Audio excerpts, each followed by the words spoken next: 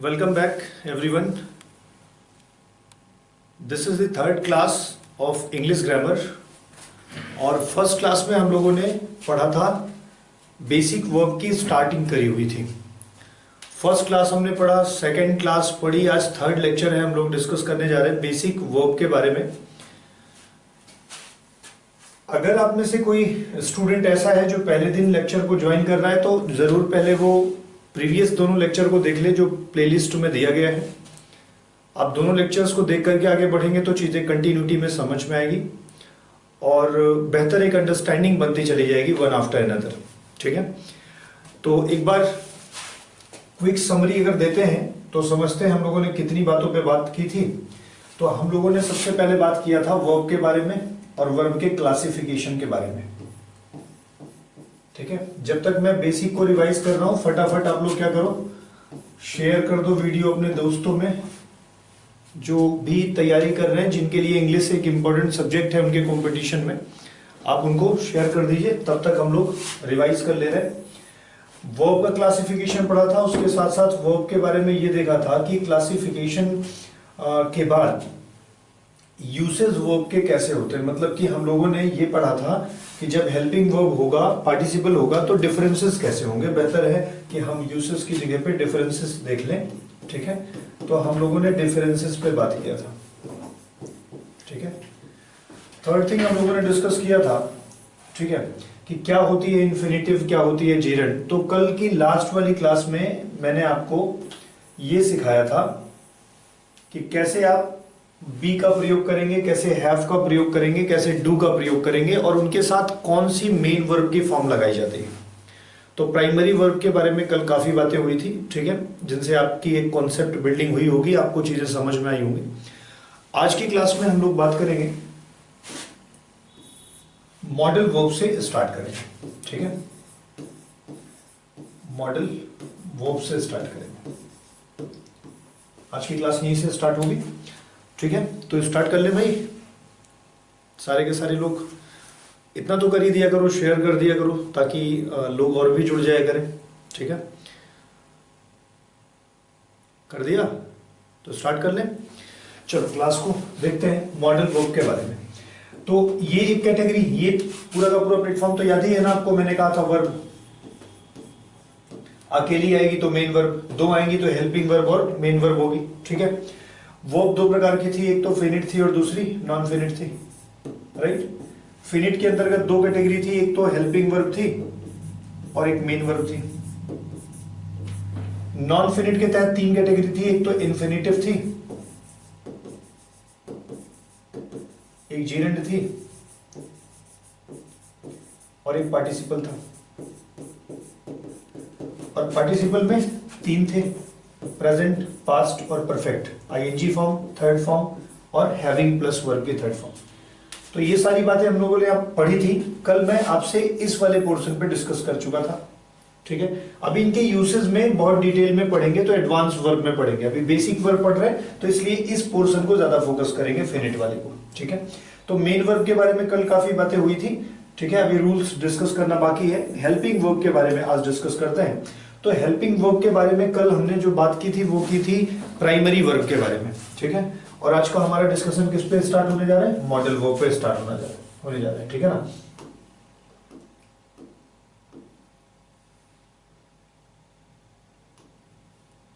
ठीक है, तो चलिए यहीं से स्टार्ट कर लेते हैं मॉडल वर्ब।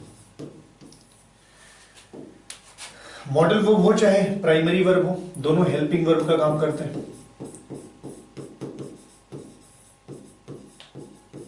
हेल्पिंग वर्ब का काम करते हैं और अगर इनकी लिस्ट पूरी की पूरी तैयार करी जाए तो जैसे आप लोग देखते हैं कैन के साथ फिर दूसरा वाला कुड, मी के साथ पास्ट टेंस में क्या हो जाता है, माइट ना, ऐसे ही शैल के साथ शुड, विल, वुड। ठीक है, मस्ट, मस्ट के बाद ऑट टू। ठीक है, फिर नीड नॉट, डेयर नॉट, ठीक है। Can, could, may, might, shall, should, will, would, must, ought to, need not और डेयर नॉट, ठीक है। ये इतनी वर्ब हैं जिन्हें आपको ध्यान रखना है किसके बारे में, मॉडल वर्ब की कैटेगरी में, ठीक है। कैन होगा, कैन का सेकेंड फॉर्म मतलब पास्ट टेंस में भी यूज करना होगा तो कुड हो जाएगा। मे का पास्ट टेंस क्या हो जाएगा, माइट हो जाएगा। शैल का शुड हो जाएगा। विल का वुड हो जाएगा। नंबर भी काउंट करना चाहो तो 1 2 3 4 5 6 7 8 9 10 11 एंड 12, ठीक है। तो जब कभी भी हम बात करेंगे वर्ब के बारे में तो इतनी बात का आप ख्याल रखोगे कि हमेशा इतनी मॉडल वर्ब के बारे में हम लोग डिस्कशन करेंगे। कैन कहाँ यूज होता है, मे कहाँ यूज होता है, ठीक है ना, शैल शुड कहाँ यूज होता है, will talk each and everything, लेकिन ये सारे के सारे मॉडल्स हो जाते हैं। अब मान के चलिए एक मिनट के लिए कि यहां पर जो है मैं एक हेल्पिंग वर्ब को देखूं तो हमारी एक हेल्पिंग वर्ब प्राइमरी हो गई। प्राइमरी मतलब या तो वो बी की फॉर्म होगी या तो हैव होगा या तो डू होगा, और अगर प्राइमरी नहीं है तो फिर क्या होगी, मॉडल होगी। और मॉडल होगी तो इनमें से भी कुछ भी मैच करेगा। अगर मान लो कहीं पर कैन और गो लिखा हुआ है तो क्या कैन को आप मॉडल वर्ब नहीं कह सकते, हेल्पिंग वर्ब। और ये चाहे ऑक्सिलरी हो चाहे मॉडल हो, दोनों किसका काम करते हैं, दोनों हेल्पिंग वर्ब का काम करते हैं। दोनों में डिफरेंस क्या होता है कि ये जो प्राइमरी वर्ब होती है ये कभी कभी मेन वर्ब भी बन सकती है, लेकिन ये जो मॉडल वर्ब है ये कभी भी मेन वर्ब की तरह यूज नहीं हो सकती, ठीक है। तो प्राइमरी और मॉडल वर्ब के बारे में ये डिस्कशन बहुत जरूरी था जो आपको समझना था। अगर मैं कहूं कि मस्ट है तो मस्ट के पास्ट टेंस में कुछ नहीं यूज करा है तो इसका मतलब मस्ट ऐसे ही यूज होता है, ऑट टू ऐसे ही यूज होता है, ठीक है। अगर यहां पे कुछ एक इंपॉर्टेंट बात आपको जाननी और जरूरी है जो आप ध्यान रखें तो वो इंपॉर्टेंट बात ये है नीड और डेयर, ठीक है। तो जिसे हम लोग मार्जिनल ऑक्सिलरी भी बोलते हैं, ठीक है। तो नीड और डेयर को समझना बहुत जरूरी है। यहां से क्वेश्चंस बनते भी हैं और इस कॉन्सेप्ट को आप जरूर याद रखिएगा। तो अगर हम लोग नीड और डेयर के बारे में बात करें तो नीड और डेयर के बारे में एक कॉन्सेप्ट ध्यान रखना कि ये जो है ना ये दोनों का काम करता है। ये हेल्पिंग वर्ब का भी काम करता है और ये मेन वर्ब का भी काम करता है, ठीक है। बट इसे हम प्राइमरी में नहीं रखते, ऑक्सिलरी में नहीं रखते, बल्कि इसको हम लोग सेमी ऑक्सिलरी कहते हैं।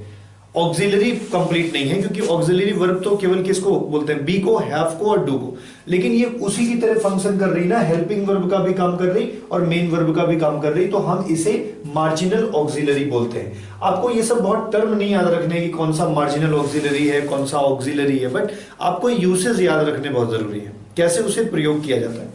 तो नीड और डेयर के दो यूसेज हैं, एक तो आप हेल्पिंग वर्ब की तरह और दूसरा किसकी तरह यूज करोगे, दूसरा यूज करोगे मेन वर्ब की तरह। बच्चों अगर जब भी कभी ये हेल्पिंग वर्ब बनेगा, नीड और डेयर जब कभी भी हेल्पिंग वर्ब बनेगा तो बात हमेशा ध्यान रखना, अगर कभी भी किसी भी सेंटेंस में नीड लिखा हो या तो डेयर लिखा हो, in any sentence if need और डेयर इज यूज्ड और it is followed by not, तुरंत, और इसके तुरंत बाद नॉट लिखा हो, या मैं कहूं बच्चों ऐसा लिखा हो ना, इसी को तो हम ये कह सकते हैं कि या तो नीड नॉट लिखा हो और या तो डेयर नॉट लिखा हो ना, दोनों तो बातें वही हुई, या नीड और डेयर के तुरंत बाद नॉट लग जाए या तो नीड नॉट या डेयर नॉट हो। अगर ऐसा मिलता है तो ही वो जो है हेल्पिंग वर्ब होगी। तो हमेशा ध्यान रखना, हेल्पिंग वर्ब के लिए कॉन्सेप्ट रट लो कि हेल्पिंग वर्ब तभी होगी जब नीड के तुरंत बाद नॉट लगा हो और डेयर के तुरंत बाद नॉट लगा हो। तुरंत बाद मतलब तुरंत बाद ही, अगर मानो कि थोड़ी डिस्टेंस पे लगा हुआ है ना तो फिर वो हेल्पिंग वर्ब नहीं होगी। तो अगर कभी ऐसा यूज मिले तो वो हेल्पिंग वर्ब है, और अगर ऐसा ना मिले मतलब कि नीड लिखा हो या डेयर लिखा हो लेकिन इसके बाद नॉट ना आए, तुरंत बाद में आ जाए, पहले आ जाए, कोई दिक्कत नहीं। तो अगर नीड और डेयर के तुरंत बाद नॉट नहीं आता है तो इसका मतलब वो सेंटेंस आपको समझ के रखना है कि वो हेल्पिंग वर्ब उस वाक्य में नहीं है, बल्कि हम उसे क्या बोलेंगे, ये मेन वर्ब कहलाएगा। We'll have lot of examples, हम काफी एग्जाम्पल्स लेंगे, समझेंगे ऐसा कैसे हो रहा है, बट इतने कॉन्सेप्ट आपको समझ में आए कि नहीं। नीड और डेयर के बारे में अगर कोई पूछे तो नीड और डेयर के बारे में एक बात ध्यान रखना है कि नीड जो है वो हेल्पिंग वर्ब भी है और मेन वर्ब भी है। जब हेल्पिंग वर्ब होगा तो उसके तुरंत बाद नॉट लगा होगा, और जब वो हेल्पिंग वर्ब नहीं होगा तो उसके तुरंत बाद फिर नॉट नहीं लगा होगा, थोड़ी दूर पर लगा हो आगे लगा हो उससे हमसे कोई मतलब नहीं है, लेकिन अगर कभी भी नीड के तुरंत बाद नॉट लग जाए, डेयर के तुरंत बाद नॉट लग जाए, तभी उसे आप हेल्पिंग वर्ब कंसीडर करेंगे। ठीक है, जैसे कि अगर मैं ये एक सेंटेंस लिखूं कि आई नीड नॉट ना, आई नीड नॉट, अब बताओ यहां पे ये हेल्पिंग वर्ब है या मेन वर्ब है? क्योंकि नॉट तुरंत लगा है तो हेल्पिंग वर्ब है, और हेल्पिंग वर्ब के तुरंत बाद क्या यूज करोगे? मेन वर्ब यूज करोगे। ठीक है, तो जैसे आई need not sleep today, I need not sleep today, तो अब देखो यहां पे एकदम कंफर्म समझ में आया ना, ये हेल्पिंग वर्ब हो गई, नीड हेल्पिंग वर्ब हो गई, और स्लीप कैसा हो गया? वर्ब की फर्स्ट फॉर्म हो गई, मेन वर्ब हो गई। तो दो वर्ब आए, तो ये पहली हेल्पिंग और दूसरी वाली मेन वर्ब। यहां से हमें आपको एक बात समझना है। एक और सेंटेंस देख लीजिए, फिर मैं चीजें और क्लियर करता हूं। जैसे मैं लिख दूं I do not need, I do not need to sleep, I do not need to sleep today, right. अब देखो सेंटेंस को, ये नीड है, क्या इसके तुरंत बाद नॉट लगा है?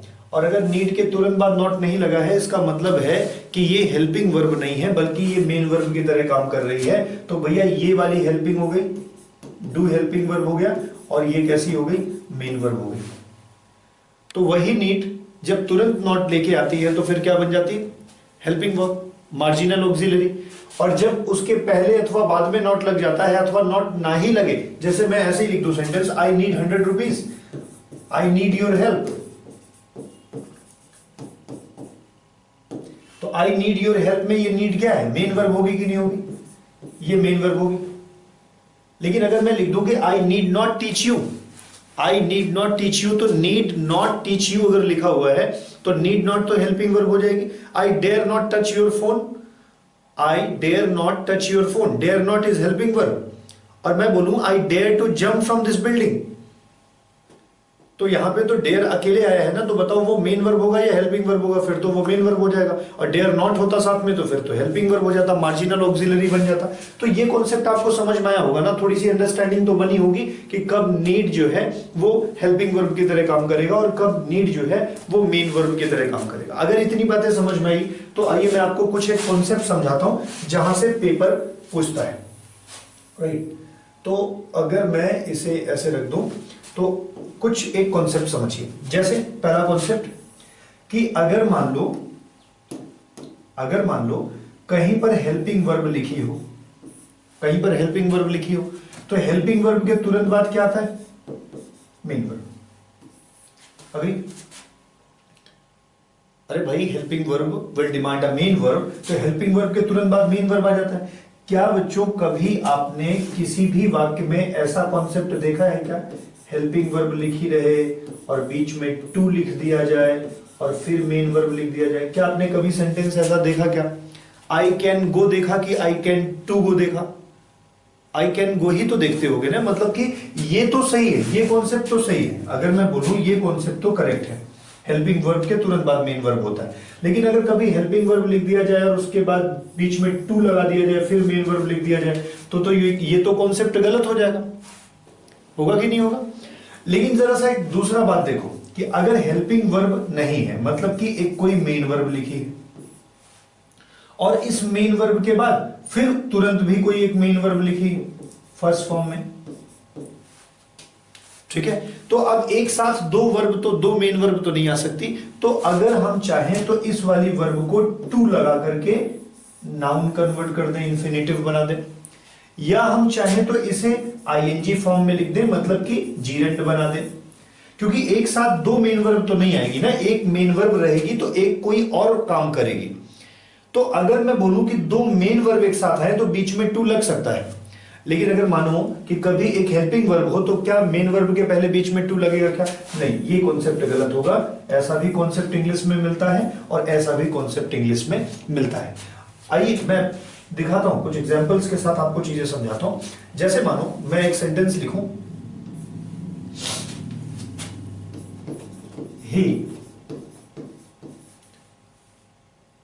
he needs to he needs to go there. एक और सेंटेंस लिखते हैं, he need not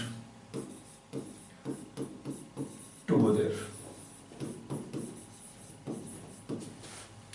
तो he needs to go there एक सेंटेंस है, he need not to go there.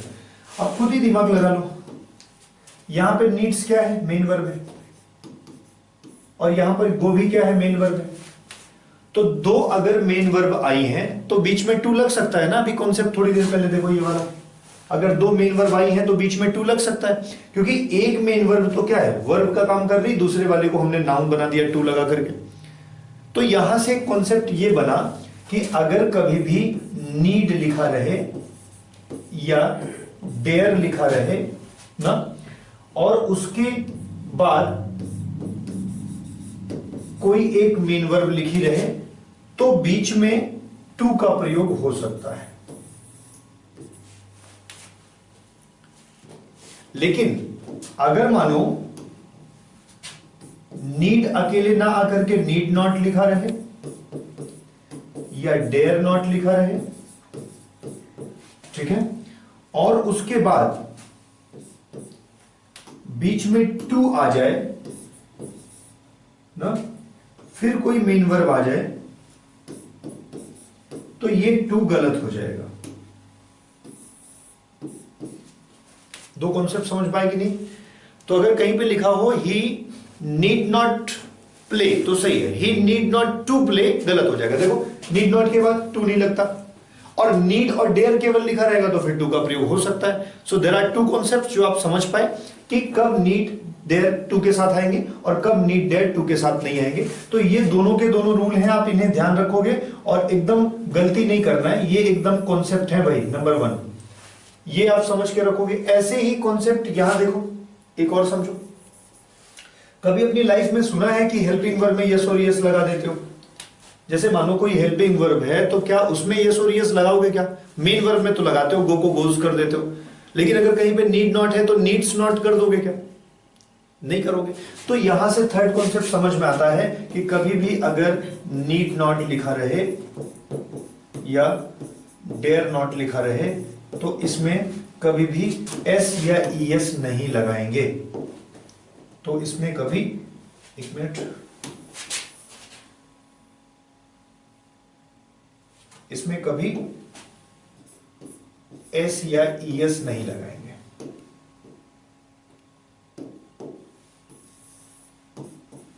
तो कभी सेंटेंस में नीड्स नॉट डेयर्स नॉट मिल जाएगा तो सेंटेंस गलत हो जाएगा, ठीक है. लेकिन अगर मानो कभी भी सेंटेंस लिखा रहेगा ऐसा, नीड्स मिल जाए या डेयर्स मिल जाए, नॉट ना लगा रहे, तो ये कॉन्सेप्ट सही हो सकता है. एग्जाम्पल के साथ समझाते हैं, चीजें और क्लियर हो जाएंगी, ठीक है.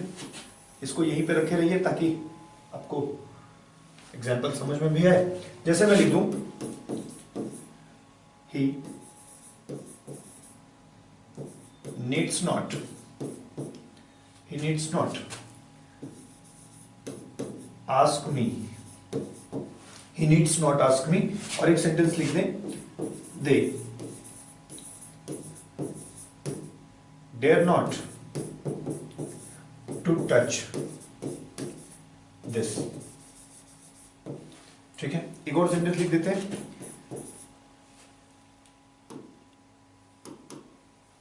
that boy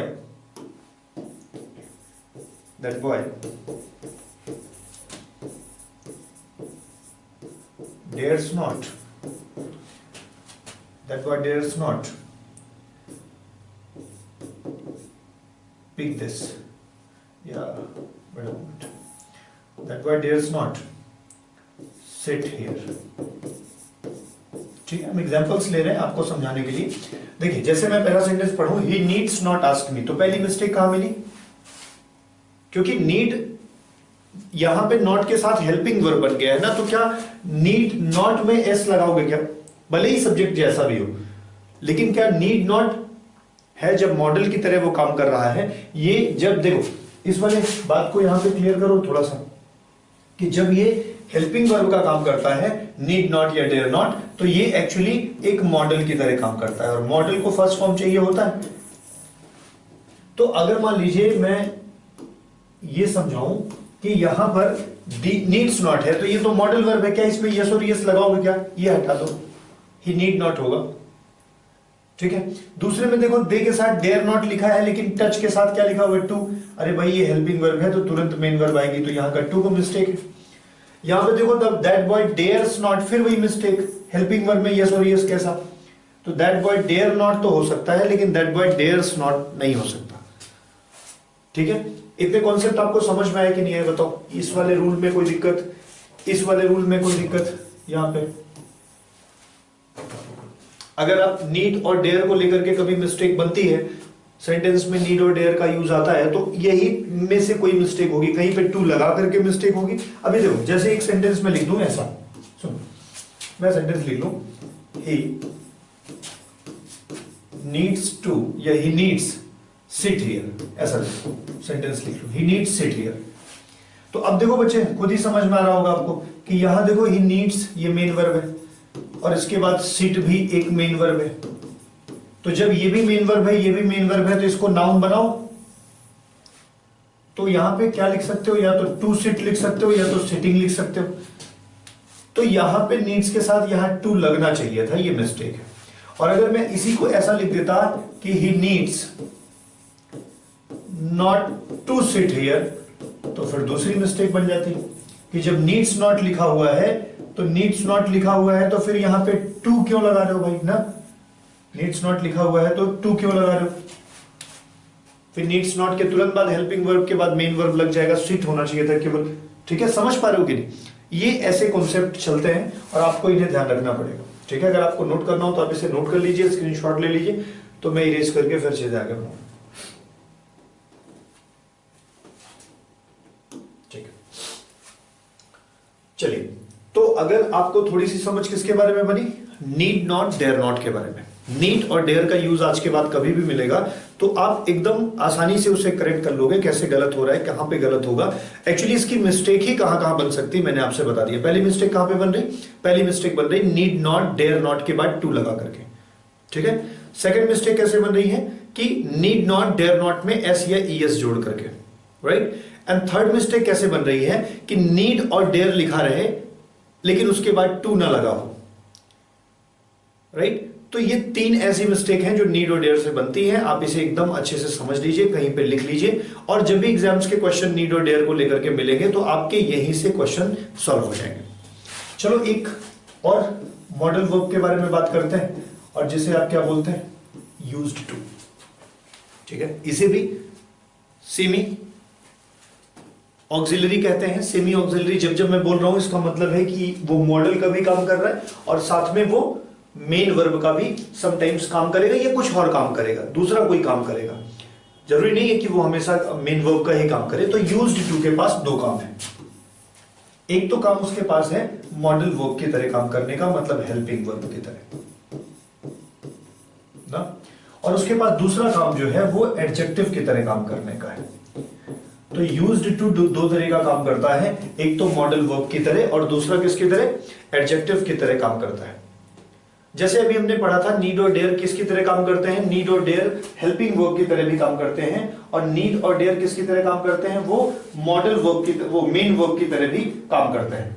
तो वैसे ही हमको ये समझना है कि जब कभी भी यूज्ड टू की बात करते हैं तो यूज्ड टू दो तरह का काम करता है। एक तो वो एडजेक्टिव का काम करता है और दूसरा किसका काम करता है? मॉडल वर्ब का काम करता है। तो जब ये कभी भी मॉडल वर्ब की तरह काम करेगा तो स्ट्रक्चर कैसा होगा ये समझिए।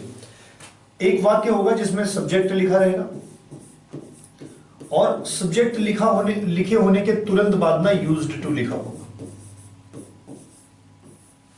स्ट्रक्चर का बहुत ध्यान रखिएगा।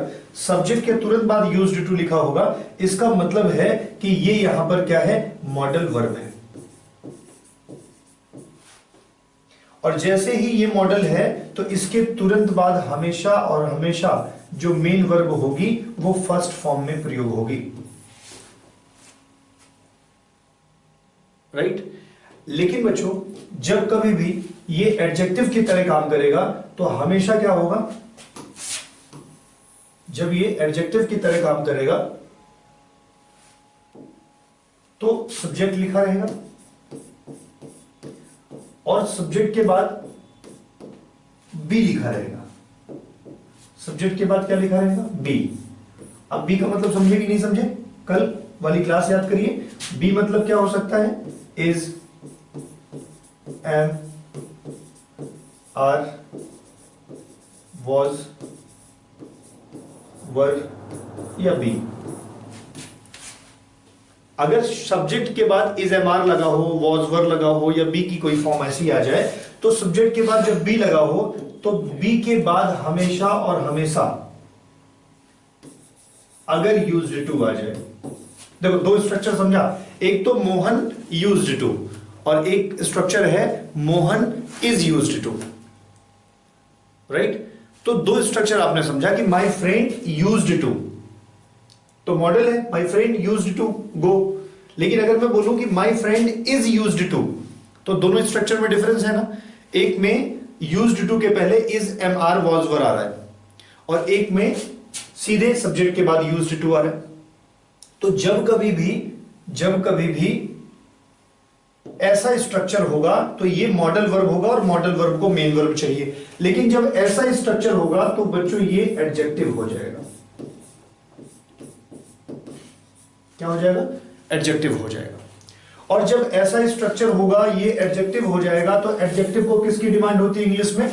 एडजेक्टिव को डिमांड होती है मेन वर्ब की, सॉरी नाउन की।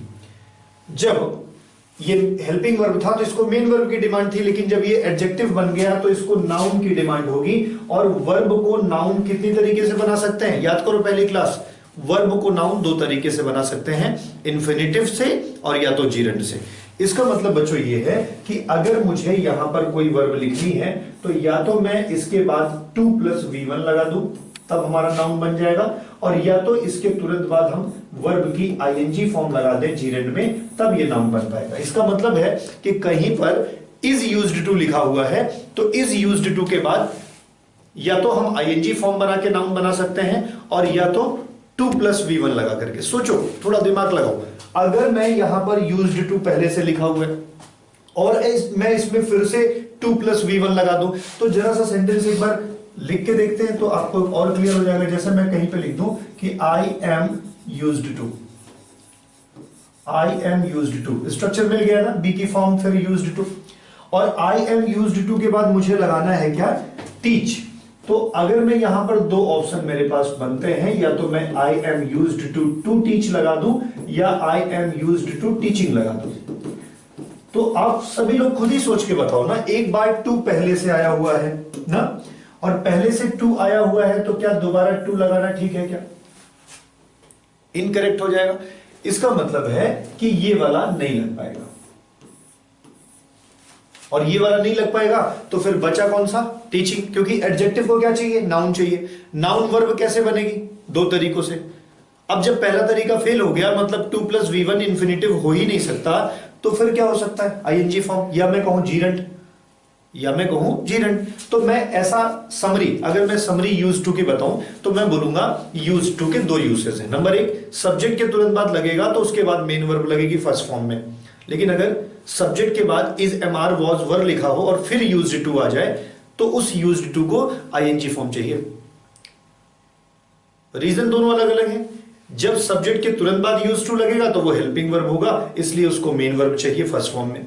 लेकिन जब इज, एम, आर के बाद, वॉज, वर के बाद यूज्ड टू आएगा तो वो एक एडजेक्टिव हो जाएगा, और एडजेक्टिव होने के नाते हमेशा और हमेशा आईएनजी फॉर्म की डिमांड करेगा। अग्री कर रहे हो बात से? लो स्क्रीनशॉट ले लो, समझ लो बात को। अगर बात समझ में आई हो तो बताओ, ठीक है? कमेंट करके बताओ कि समझ में आ रहा है, अच्छा लग रहा है आपको। कोई डाउट हो तो पर भी बोलो, और भी चीजों पे देखो। एक एग्जांपल भी देख लो। जैसे मैं बोलूं कि शी इज यूज्ड टू, दो विकल्प हैं आपके पास, एक स्मोक है और एक स्मोकिंग है। और एक वाक्य और लिख दे रहा हूं यहां पे, he is used to, sorry same structure नहीं लेते, ही यूज्ड टू स्पीक या स्पीकिंग। दोनों के जल्दी से उत्तर बताओ। पहले वाले में क्या उत्तर करोगे? फर्स्ट वाले का उत्तर क्या करोगे भाई? इज यूज्ड टू है ना, तो आईएनजी फॉर्म चाहिए। और यहां पर केवल यहां पे यूज्ड के साथ टू भी लगा दो,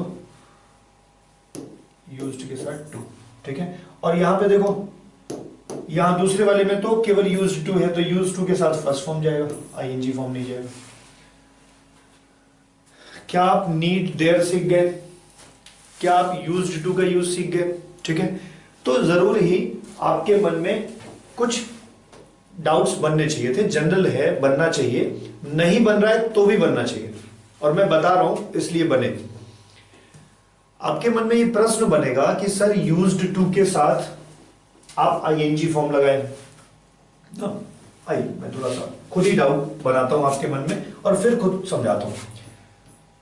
सर आप कह रहे हो कि टू के बाद आईएनजी फॉर्म लगा दो, और वो भी किस टू के साथ? आपने हमें सिखाया है कि यूज्ड टू के साथ लगा दो। कब? जब उसके पहले बी की फॉर्म आई हो। सहमत हो? तो सर मैंने पढ़ा था कि जहां जहां टू आता है उसके साथ तो फर्स्ट फॉर्म लगती है, और सर आप अभी बता रहे हो कि सर यहां पे आईएनजी फॉर्म लगेगी। ठीक है, तो बच्चों याद रखना कि नॉर्मली टू जहां जहां आता है उसके साथ कौन सी फॉर्म लगती है? फर्स्ट फॉर्म, ज्यादातर केसेस में। लेकिन एक केस मैंने अभी जो बताया आपको, ऐसा वाला, is used to, was used to, were used to ना, आर यूज्ड टू, तो इसके बाद आईएनजी फॉर्म लगती है। तो आप कहोगे अरे रुकिए सर, यही तो डाउट है, तो क्या ये यूज्ड टू जैसा कुछ और भी होता है क्या? कुछ और भी शब्द होते हैं क्या जहां पे टू के साथ आईएनजी फॉर्म लगती है? तो यस, ठीक है। आइए कुछ शब्द सीखते हैं जहां पे देखो, ये तो कॉन्सेप्ट समझ में ही आ गया आपको, इज यूज्ड टू है तो आईएनजी फॉर्म लगा दोगे। लेकिन ऐसे और भी शब्द होते हैं जो एडजेक्टिव होते हैं और उनके साथ टू लगा रहता है। तो ऐसे वो सारे शब्द जो एडजेक्टिव हैं जिनके बाद टू लगा हुआ है, वो अपने बाद भी आईएनजी फॉर्म लेंगे, क्योंकि अगर उनके साथ टू दोबारा लगा दोगे, सेकेंड टाइम लगा दोगे, तो गलत हो जाएंगे। जैसे इसके साथ टू नहीं लगा सकते आप, he used to play नहीं करोगे, बल्कि he used to playing करोगे। तो कुछ और भी शब्द हैं जो अपने साथ हमेशा आईएनजी फॉर्म ही लेते हैं। आइए देखते हैं वो कौन से शब्द हैं। तो नोट करिए हमारे साथ।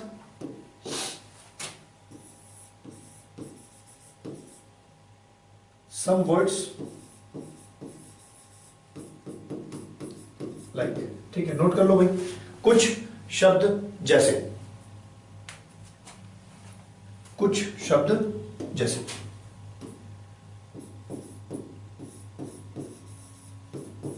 accustomed to,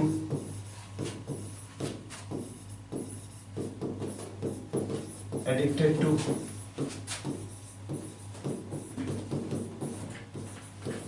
habitual to, no,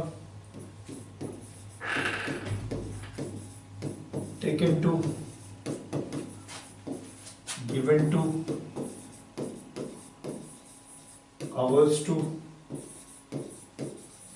ऐसे ही devoted to,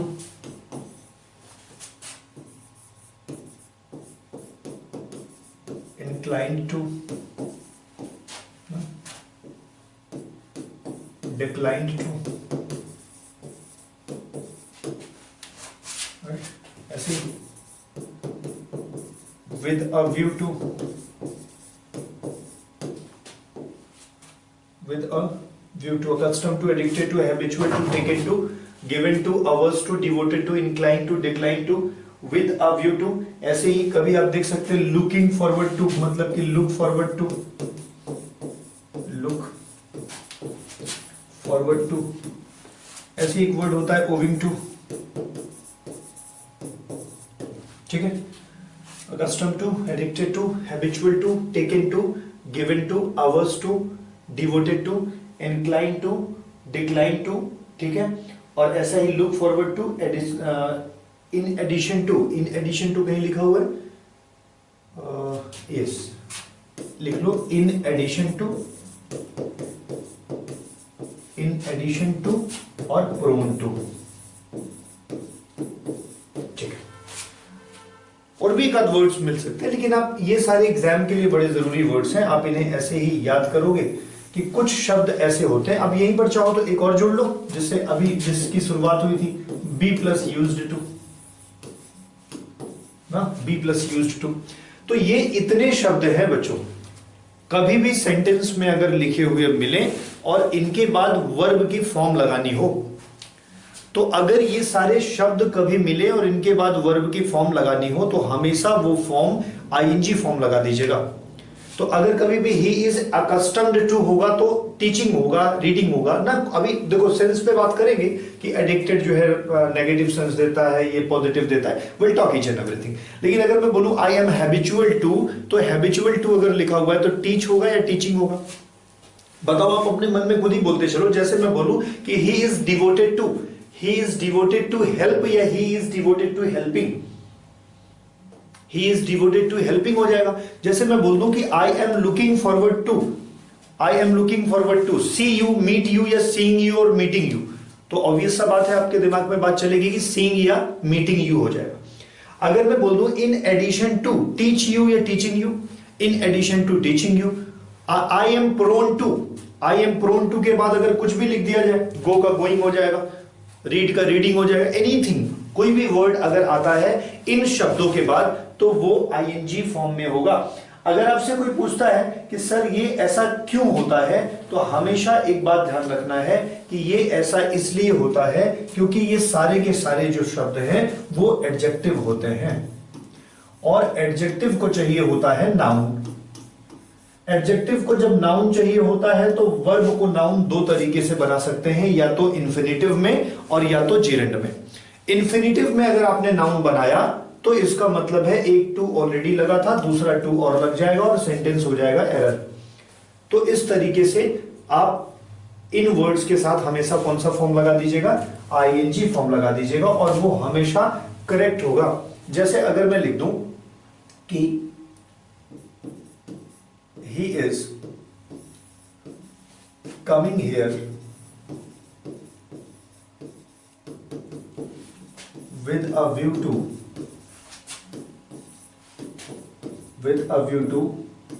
help or helping,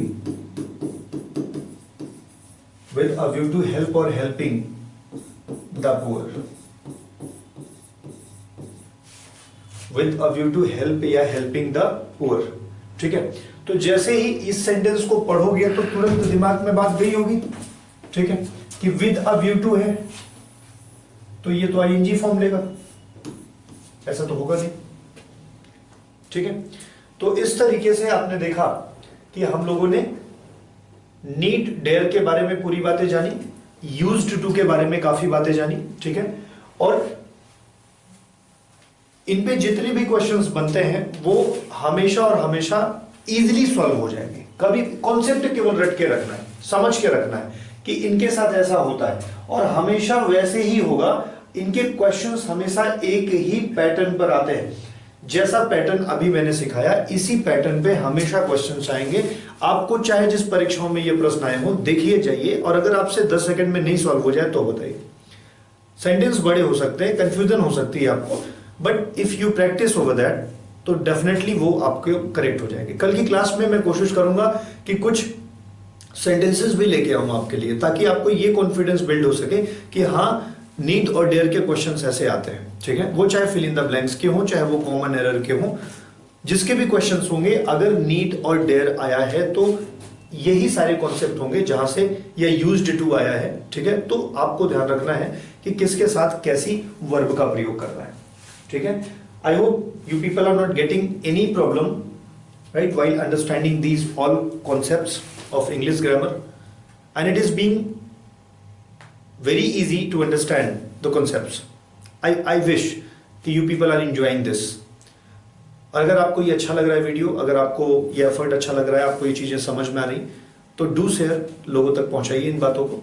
ठीक है, और आप भी ज्यादा से ज्यादा मदद करिए, प्रमोट करिए लोगों तक पहुंचने में हमें। और जैसा कि मैं ये बता देना चाहता हूं कि हम लोग सारे सब्जेक्ट्स का वीडियोस अच्छे कंटेंट के साथ आपके लिए लेकर उपलब्ध है इसी चैनल पे। तो आप चाहें तो मैथ्स की भी क्लासेस देख सकते हैं, रीजनिंग की भी देख सकते हैं, हिंदी की भी क्लासेस देख सकते हैं ना। तो एवरी क्लासेस इज अवेलेबल। ठीक है, thank you very much for today. Will meet tomorrow in the next class at the same time. ठीक है, धीरे धीरे क्लास का ड्यूरेशन भी हम लोग बढ़ा लेंगे, बट अभी कॉन्सेप्ट शुरुआत हो रही है तो थोड़ा थोड़ा चीज़ें अच्छी चलती रहे, आपको समझ में आता रहे, बर्डन सा ना लगे। ठीक है, और इंटरेस्टिंग भी बना है। ज़रूर बताइए कैसा लगा वीडियो। ठीक है, कल मिलते हैं सेम क्लास में। धन्यवाद, थैंक यू।